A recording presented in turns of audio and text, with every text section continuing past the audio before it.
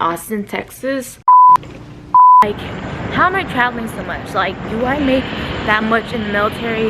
And I actually went to go visit the Army Futures Command.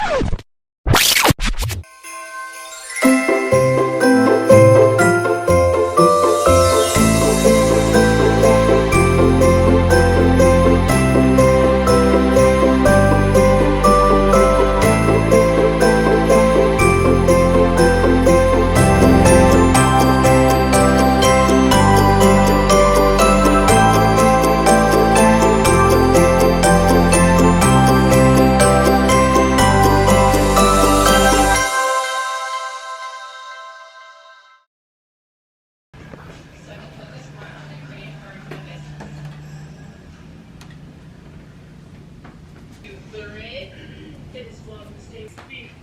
On your way with your little keyboard.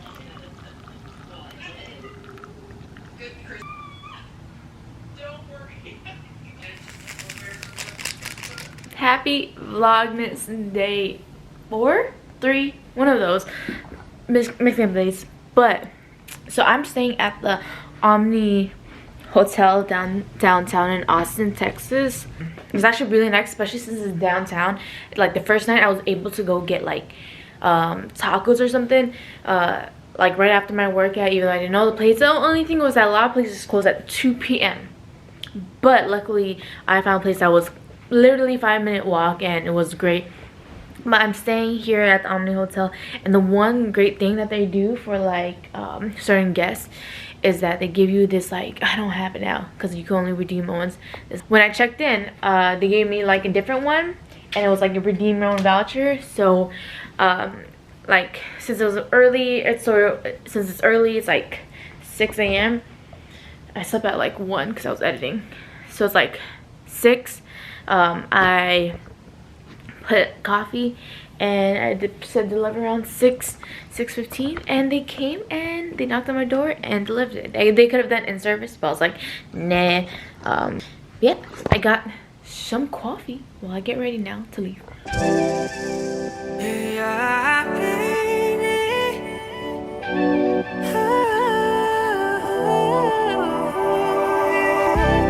Alright, so I've been in the military for about almost 9 years now, and I joined in a somewhat young age. I didn't join right out in high school where you're able to go do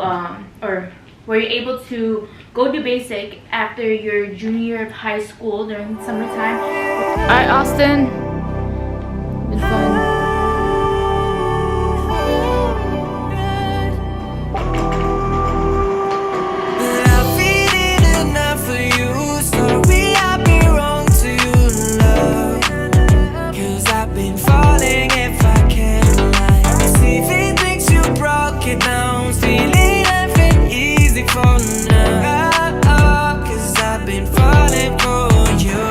So there's one thing I haven't even talked about that I didn't realize about it, but traveling in the military. So I bet a bunch of y'all are wondering, like, how am I traveling so much? Like, do I make that much in the military? And well, I do make money, but if it was all on my own dime, I don't think I would be able to do it, because like it's just a lot. The hotels, the flight tickets, whatever. But when it comes to traveling in the military, if it's a work trip, you do something on DCS.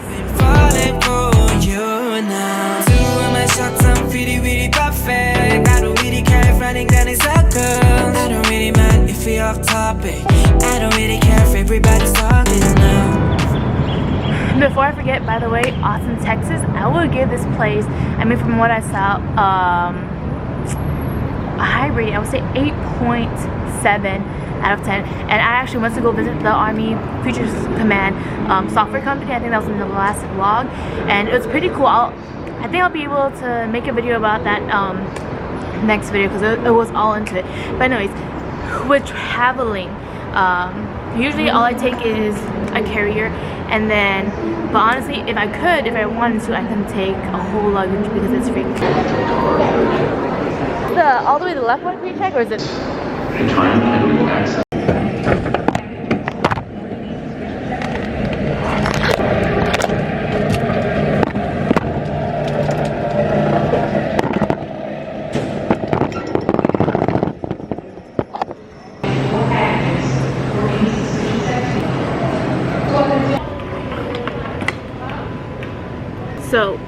DTS stands for Defense Travel System. It's something that every military personnel has to do when they're going on, I guess, a work trip. And the reason why we do this is because we don't want to necessarily take that money out of our own pocket, because there may be some people that don't have that much money, or you know, because sometimes the trips can be hundreds of dollars or X amount of money, and they don't have that to just put it down right away and then hopefully get it back in a few weeks or so.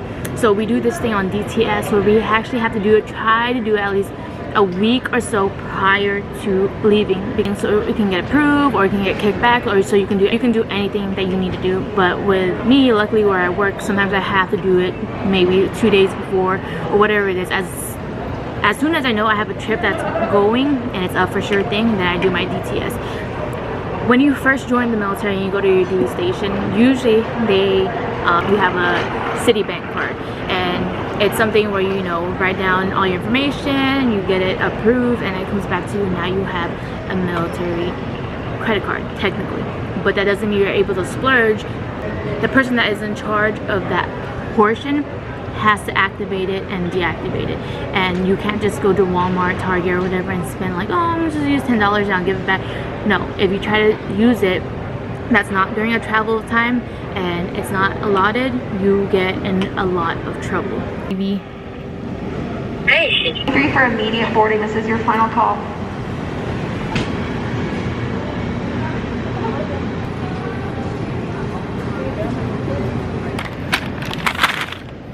Alright, so one of the reasons on why we do DTS is so there's like a certain amount that we're allowed to spend for food, hotel, rental cars, and all that. Because when we do the flights and everything, it gives us the lowest price, government price.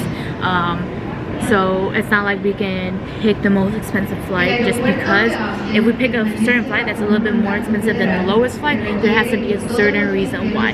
So it's not all fancy. So it's not like whenever I go on a trip, I can just spend so much money on food and it won't matter. No, I get X amount of money and that's what I can use. I can't go over. I can't be like, oh, well, I ate this and I ate more than this and then whatever. So there's a certain amount for your plane rides, there's a certain amount for your rental cars, and then again for that one, everything's like mainly government charge, government rate, even with hotels and everything.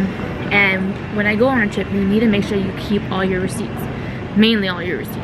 And the reason why you keep your receipts is so there's proof that you actually stayed at wherever, not just being able to keep that money. You have to show your hotel receipt, your rental car receipt, your gas receipt, whatever it is that you're about to put on DTS, you need proof of everything.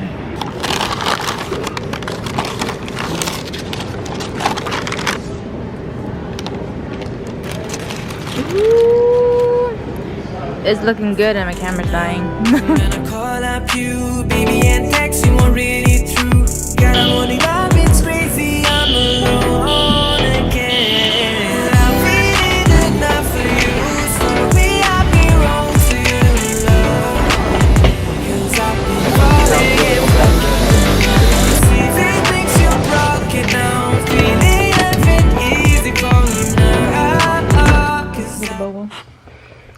Obviously we're home. So I'm gonna finish off this video here since I traveled yesterday.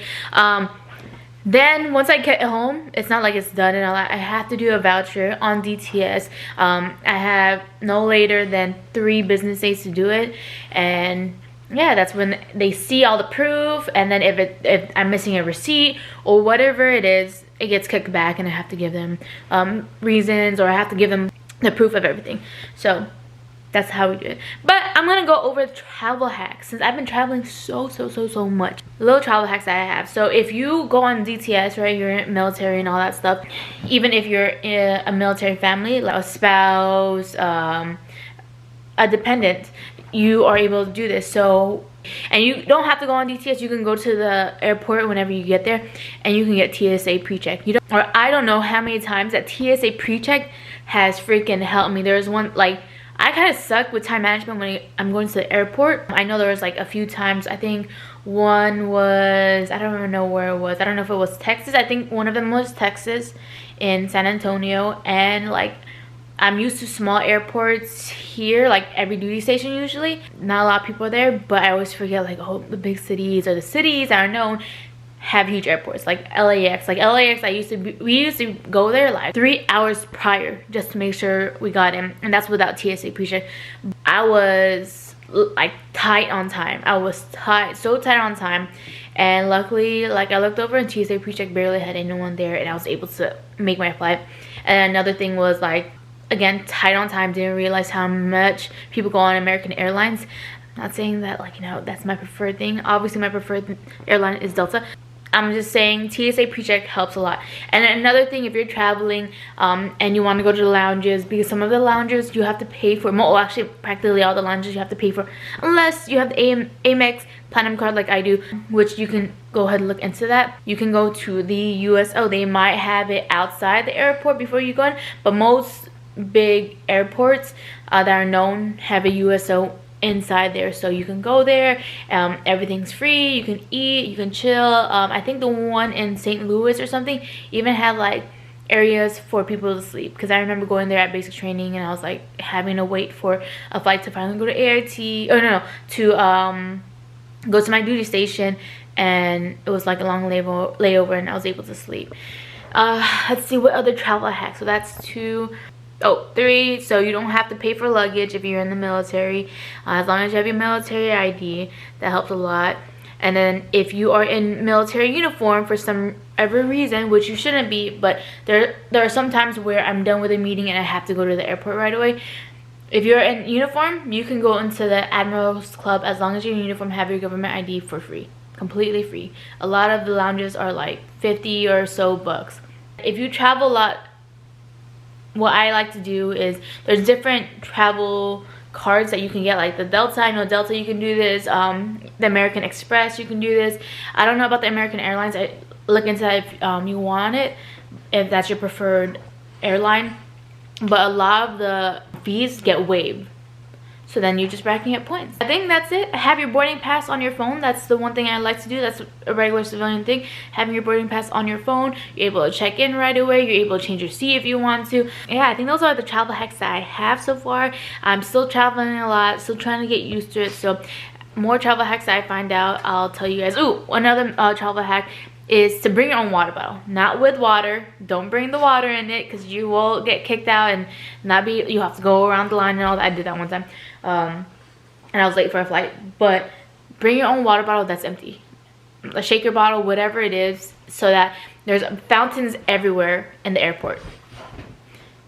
And that will save you like $6 right there. Just saying. Well, those are my little travel hacks. I know I started off this video with a different topic, which I'll finish that topic off later on, but I hope you guys enjoyed this video. Please give it a thumbs up. Happy Vlogmas.